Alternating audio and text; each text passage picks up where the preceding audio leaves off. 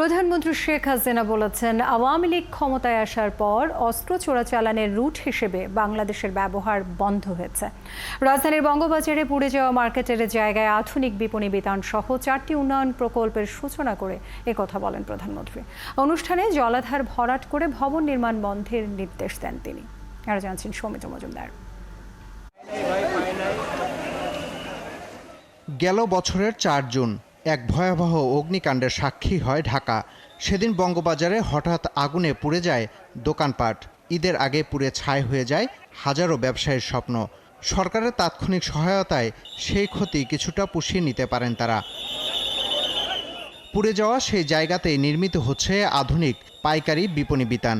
10 তলা এই ভবনে দোকান পাবেন ক্ষতিগ্রস্ত ব্যবসায়ীরা। এ ভবনের নির্মাণ কাজের উদ্বোধন করেছেন প্রধানমন্ত্রী।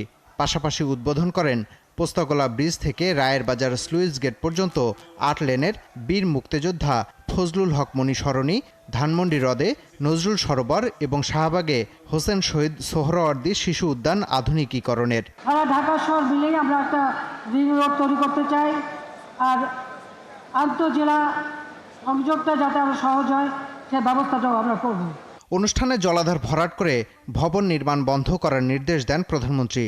সেই সাথে মাদকের বিস্তার রোধে কমিশনারদের দায়িত্ব পালনের আহ্বান জানান। মনে রাখতে হবে, জনগণ ভোট দিয়ে আপনাদেরকে নির্বাচিত করেছে, এটা আপনার একটা দায়িত্ব এই কাজগুলি করা।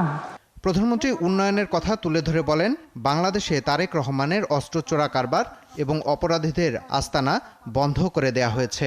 ওই তারেক যেহেতু অস্ত্র চোরা কারবারি মামলায় সাজাপ্রাপ্ত আসামি, ওখানে বসে এখন নানাভাবে ওই অগ্নি সন্ত্রাস দিয়ে মানুষ মারা, মানুষ খুন করা, আগুন দিয়ে মানুষকে পোড়ানো, এইসব কাজ করে বেড়ায়।